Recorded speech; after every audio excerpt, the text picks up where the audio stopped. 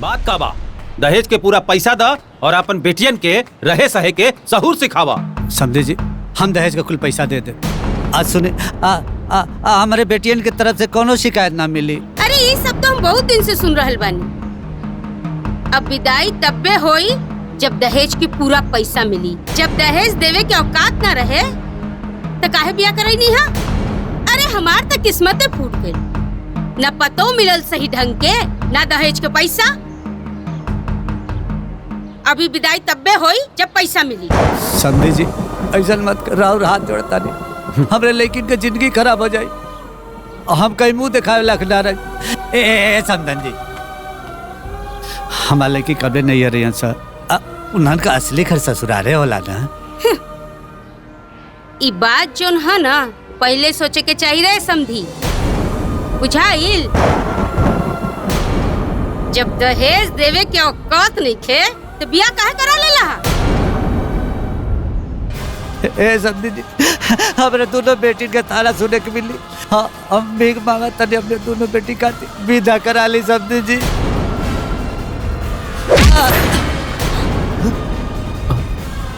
चला सब अंदर, चल। माई, अरे चल। समधी जी, समधी जी।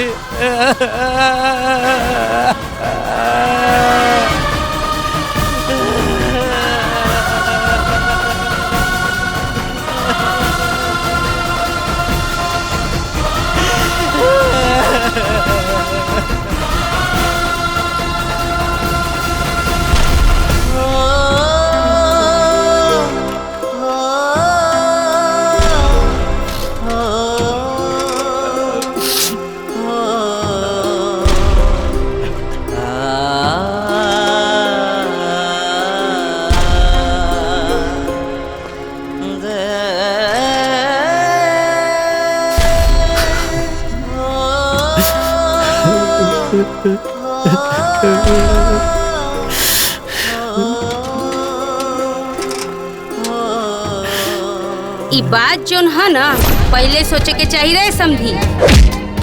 ना ना, ऐसे करे कैसे जाए? कौन मुंह दिखाई नहीं करके? हमके दहेज का जुगाड़ करेगे पड़ी।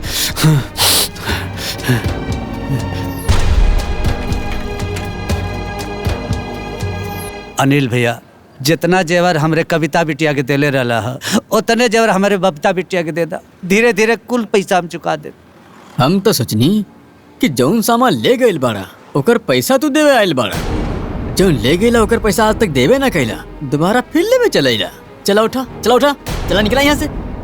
खैरात के बटत बा का यहाँ पे? अरे हरि प्रसाद, तू यहाँ कैसे? भैया, हमके पैसा का सख्त जरूरत है। हमरे बेटियन के जिंदगी का सवाल है। भैया एक बार हमें मदद कर दी भैया, एक बार भैया। पैसा पेड़ पे थोड़े ही लगल बानी कि जब चाहे तब उठा के चले बा। जवान खेत तू हमरा के गिरवी रख ले हुआ, उसे 4 गुना तू पैसा ले हुआ हमरा से। खेत भुला जा यहाँ से, हटा। जब मन करे तब चल यहाँ पैसा लेवे। उठा जल्दी यहाँ से, हटा। जब मन करे तब चल यहाँ पैसा लेवे।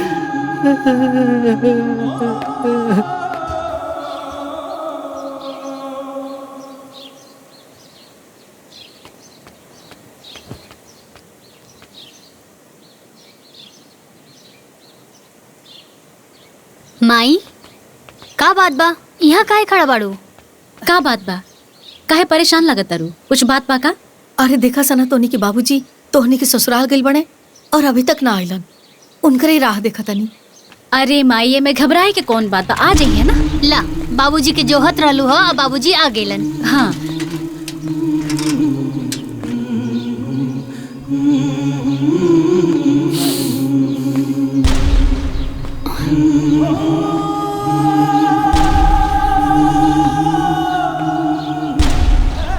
बाबूजी, का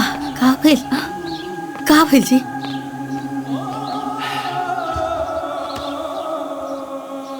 का भेल जी? कुछ कहल है लोग? हाँ, कह रहे लोग कि कुछ दिन में विदाई करा ले। तो कोनो दिन बार तारीख तो बतैले हुई लो। कह रहे लोग कि 2-4 दिन में अच्छा दिन देख के विदाई करा ले।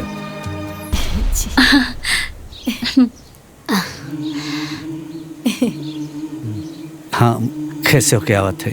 हाँ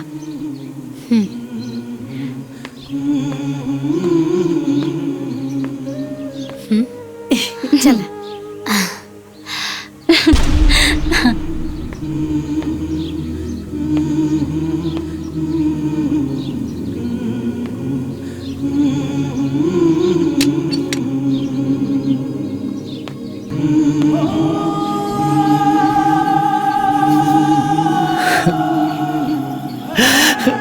बिटिया हमरा के माफ कर दिया और मार के दे।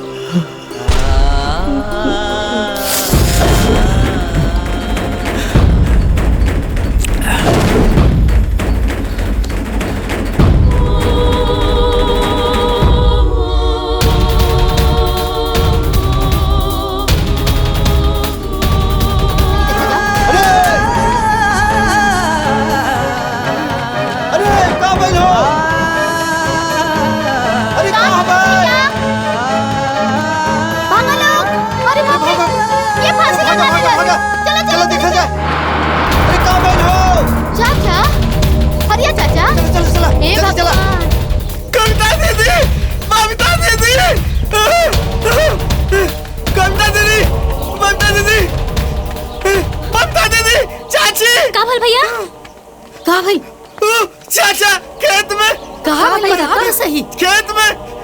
अरे बोला ना। चला अरे हाँ बोला।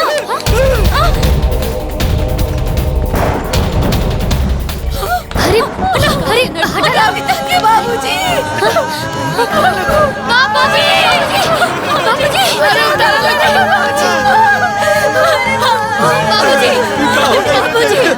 अरे बाबूजी बाबूजी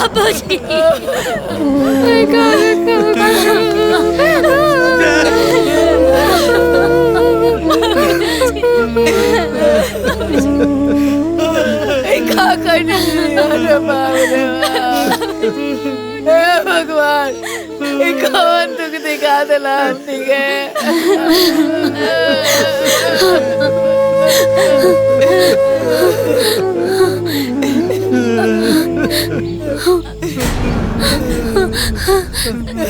बिटिया हमरा के माफ कर दिया। हम हार गए लेकिन हमरा के पता बा कि हमार बेटी कबो हार ना माने। बिटिया हम जवन ना कर पाइने वो हमार बेटी बहुत अच्छे से कर सके ने। और हमरा के इहो पता बा कि घर के जवन इज्जत मान मर्यादा बा ओकरा के जरूर वापस ले आइबू।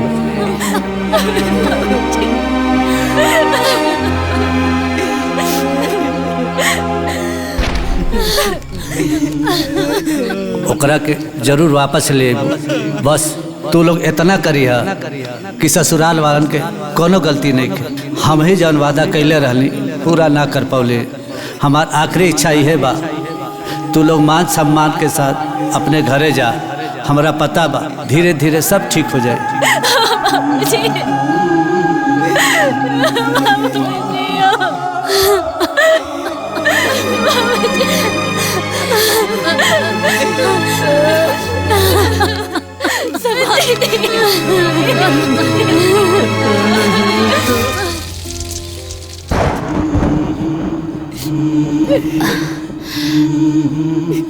ना माई, माई बाबूजी की आखिरी इच्छा हमनी दोनों बहन मिलकर पूरा करब जा। हाँ माई, अपना घर के और ये अपना बाबूजी के मान सम्मान हमने के वापस जरूर ले आए माई। मत रो माई, देखिए एक दिन सब सही हो जाए, सब सही हो जाए माई। सही हो के कतर बचले का बा बेटा। अब तो सब तो ए माई, माई तू आज ले खाली सुन ले बाड़ू ना कि बेटी बेटा से कम ना होली, लेकिन आज के बाद हमनी दोनों बहन इस साबित करके दिखाई जा। हाँ माई, दीदी ठीक कहा था। तू चुप हो जा, सब ठीक हो जाए भाई, सब ठीक हो जाए।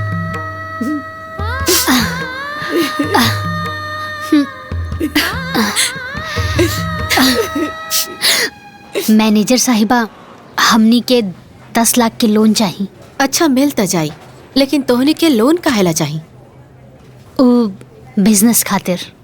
हाँ मैनेजर साहिबा, अब लोन के पैसा से हमनी के डेयरी फार्म खोलना चाहता नहीं जा। अच्छा अच्छा, हाँ बहुत अच्छा बात बा।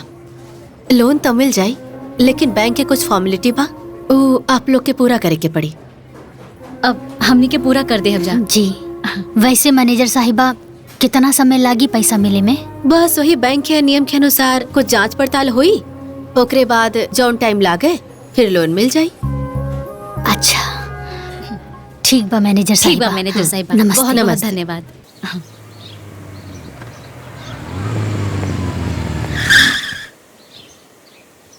माता जी प्रणाम। नमस्ते। कविता बविता के घर यही बा का? हाँ हाँ, हमरे बेटी हलो। का बात बा? बुला दी। ए कविता बबिता, हाँ अरे बाहर आवा लो, केहू आइल बा। आवतानी माई। आवतारी लो। हम बैंक से आयल बानी, आपके लोन पास हो गइल बा।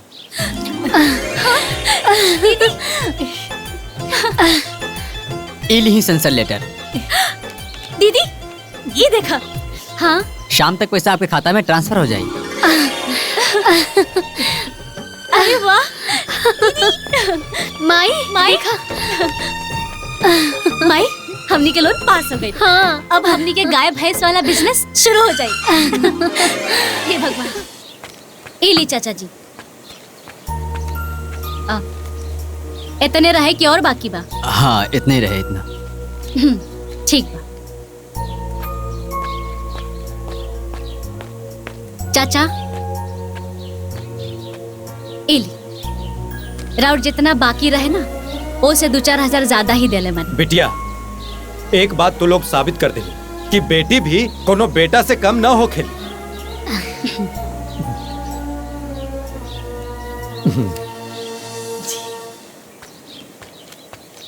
चाचा, रउआ तो बाबूजी से चक्रवर्ती ब्याज लेवे वाला रहनी ना, तब बताई ना चक्रवर्ती ब्याज के साथ कितना भइल? अरे बिटिया, काहे भिगा के जूता मारा तारू?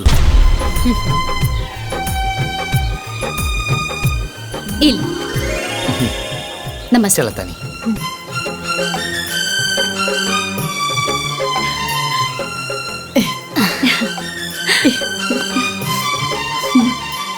भाई जी, रित्ती बिटिया देखा सुंदर बाड़ी, सुशील बाड़ी, हमारा तो बहुत पसंद बाड़ी।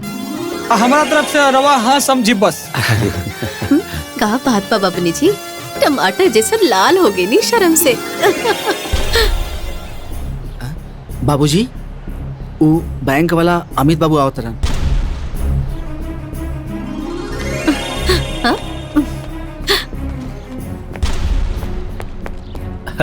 अब अमित बैठा। हम बैठे ना आयल बानी, हम ट्रैक्टर के चाबी लेवे आयल बानी। काहे कि 2-3 महीना से एक भी किस्त न जमा कैला। लावा ट्रैक्टर के चाबी दा। अमित भाई, हमरा के 1 महीना का टाइम दे दी, हम पूरा किस्त के भुगतान कर देब। 1 महीना? 1 दिन के भी समय तोहे ना मिली। लावा ट्रैक्टर के चाबी दा। अरे हम नहीं तो कहत हनी- मजबूरन हमरा कानूनी कार्रवाई करे के पड़ी। लावा ट्रैक्टर के चाबी दा। चाबी दे दा। लावा ला ले चला।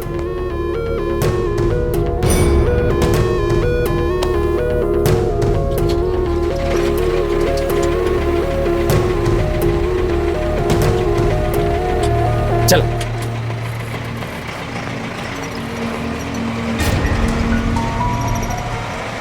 चला बेटा, चला ये घर में शादी नहीं करे के। अरे अरे भाई साहब का भाई? अरे रवा बैंक के 3 महीना की किस्त नहीं के जमा करत बानी हैं? हमके धन दहेज का देबा खा। चला बेटा। अरे सुनी तो चाचा रुका।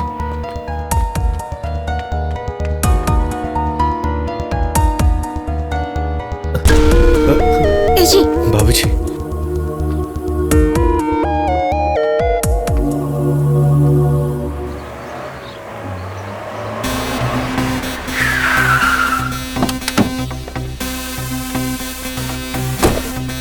माई आवा आवा। माई ई देखा तुहार बेटियन के डेयरी फार्म। माई ये अपन डेयरी बा। आई अंदर चली। आई वो देखा वहाँ से देखा लेके कैसे काम वहाँ होता। सब आपन है। माई ई गैया भैंसिया सब बहुत दूध देता रे चल माई। ये बछड़ा भी अभी भइल बा। हाँ ई देखा। प्रणाम दीदी। ए बेटा, आज तोहर बाबूजी चिंता रहतन त गर्व से उनकर सीना चौड़ा हो गई रे। आज तू लोग गांव समाज में अपना बाबूजी के मान सम्मान तू लोग लौटा दे। बाकी मगर का माई? ए बेटा, तारा बाबूजी के ये इच्छा रहे कि जौन मान सम्मान आज तो हम लोग पौले बाड़ू, वही मान सम्मान स्वाभिमान के साथ तो हम लोग के ससुराल वाला तो हम लोग के विदा करा के ले जाए।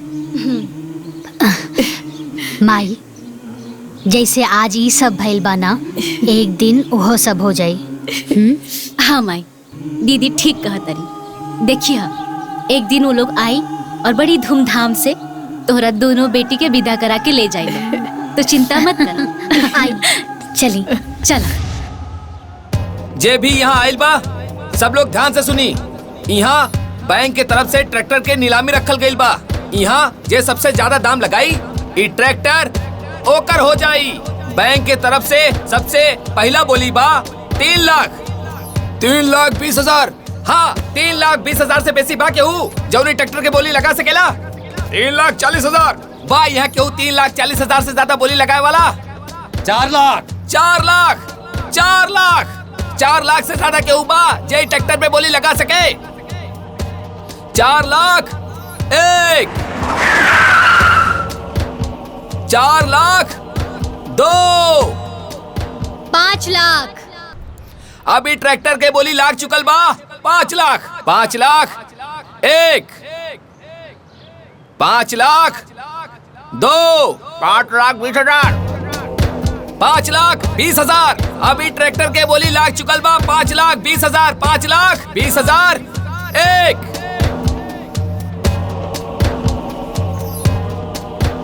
5,20,000। 2। पूरा 6 लाख।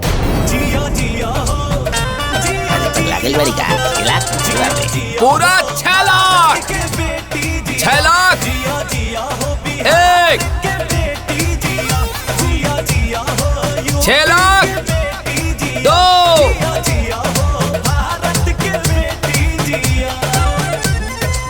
6 लाख। 3। अभी ट्रैक्टर ई मैडम लोग के भाई। जागल रही दिल के अरमान में, फूल खिल जाई हो जरूर रेगिस्तान में। जब जागल मैडम साइन करिए। पता ना हमरे घर में केकर नजर लाग गई, बनल बनावल काम भी बिगड़ जात बा। तू सही कहत बाड़ू उमेश के माई। बिटिया के सगाई टूट गई, ट्रैक्टर दुआर से खिंचा के चल गई नीलामी के खातिर। अब तक गांव समाज में मुंह दिखावे के काबिल न रहनी। बाबूजी, जौन गांव समाज में झूठ साँच बोल के मान सम्मान बनावल रहे, अब तो ओकरों पर पानी फेरल चल जाता। भैया जौन होए के रहल हो गई, अब सोचे से का फायदा। हाँ, अब तक खाली यह सोचे के पड़ी कि मान सम्मान फिर कैसे बने। हाँ? अरे आप? प्रणाम चाचा जी। हम आइल बानी अपना बेटा के शादी राउर बिटिया के साथे करे खातिर। हाँ? अब भाई जी पंडित जी के बुलाई आ कोई बढ़िया सा दिन देख के तय पाती रख दी। बाकी रउआ तो शादी से इनकार कर देले रहनी ना। हाँ, रउआ तो दहेज चाहत रहे। हाँ। और वो दहेज के व्यवस्था आज भी हमनी ना कर सकीले। जब कहत रहनी तब न कहत रहनी, आज तो नहीं कहत बानी। वो घड़ी हमरा आँख पर लालच के पट्टी पड़ल रहे, बाकी जब राउर दोनों बहू लोगन से मिलनी है तो हमरे आँख के पट्टी खुल गई, हमके सही गलत के ज्ञान हो गई। धन्य बाड़ी राउर दोनों बहू लोग। भगवान ऐसन बहू सब केहू के दे। बहू? पर्दा? हमको समझनी ना। हम समझावत बानी। राउर दोनों बहू लोग कविता और बबीता हमरा घरे एक दिन आइल रहे। बाबूजी, ये दहेज आज समाज में नासुर हो गइल बा। ये दहेज के कारण ही माई बाप लड़कियन के जन्म दिहल नइखी चाहत, उनके जन्म के भी अपराध समझेलन। ही दहेज के कारण ही आज लड़कियन के गर्भ में ही मारे जैसन अपराध हो रहल बा। हाँ बाबूजी, रउए सोची जवन माई बाप अपना बेटी के बड़ा प्यार दुलार से पोस पाल के बड़ा करेला, रुपया खर्च करके पढ़ावेला लिखावेला, अच्छा संस्कार देला, और जब वही बेटी के लड़का खोजे जाले दहेज के कारण एगो बाप के दर दर भटके के पड़ेला। यहाँ तक कि लड़का वालन के पैर पर अपन पगड़ी तक रख देले।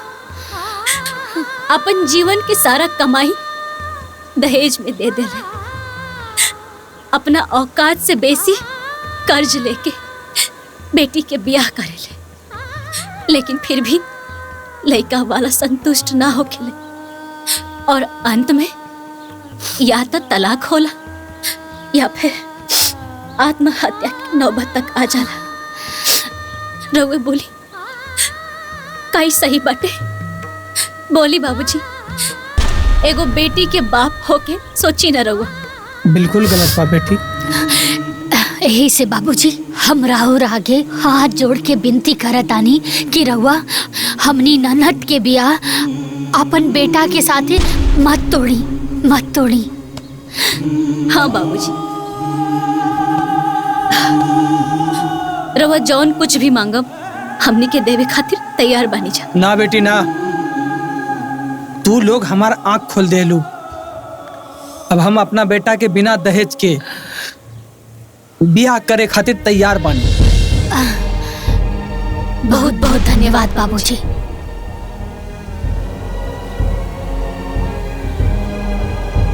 हमरा से अनजाने में जौन गलती भइल रहे ओकरा बदे हमरा के क्षमा कर दी। हम अपना बेटा के शादी राउर बिटिया से करे खातिर तैयार बानी। मेहनत से मोड़ दी हल जाला तक कदीर के। रवा लोग जाई तैयारी करी, हम हो चलत बानी। प्रणाम जी। प्रणाम चाचा।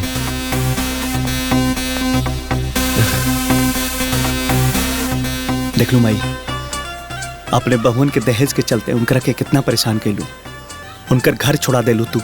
आज वह बहुन के खातिर तारा बेटी के घर बसे जात बा। समझ में आयल कुछ?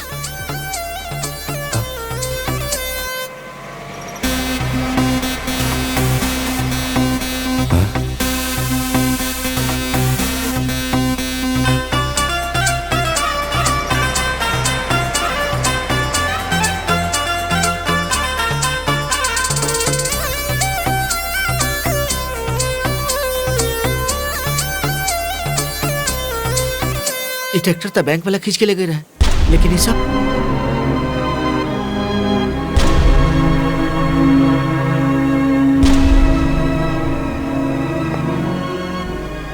बाबूजी, हमनी के ट्रैक्टर इस सब के पास कैसे?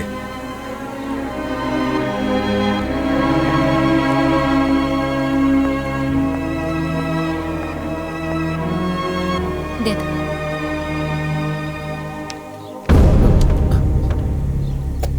बाबूजी, ई रहल राउर अमानत। लेकिन बहू, ई ट्रैक्टर तो बैंक वाला लेके चल गई रहे नीलामी खातिर, तोहनी के कैसे मिल गई? बाबूजी, बोली लगा के। बोली लगा के? मतलब ये है कि बैंक के नीलामी में सबसे ज्यादा हमनी के कीमत दे के ये ट्रैक्टर हमनी के लेके आनी है। हाँ बाबूजी, और ई रहल एनओसी पेपर। आज के बाद ई ट्रैक्टर पर कौनो बकाया नहीं खे। आज के बाद ई ट्रैक्टर पूरा तरीका से राउर बा।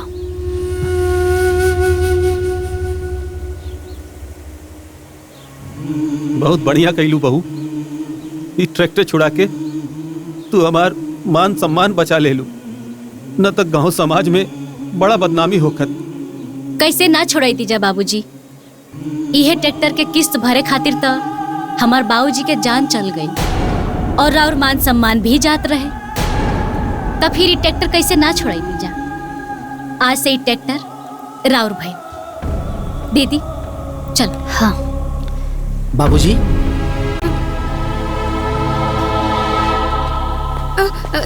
दुल्हन, दुल्हन कहाँ जाता रू? अपना घरे अम्मा जी। यह तो तोहार घर बा दुल्हन।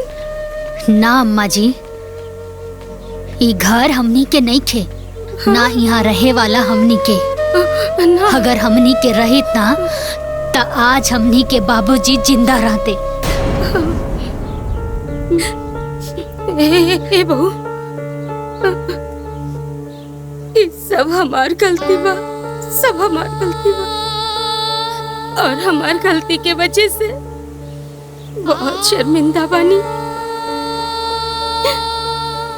ए दुल्हन लोग, हमरा के माफ कर दो, हमरा से बहुत बड़ी गलती हो गई। हाँ बहू, हमनी के माफ कर दा, अपन घर चला।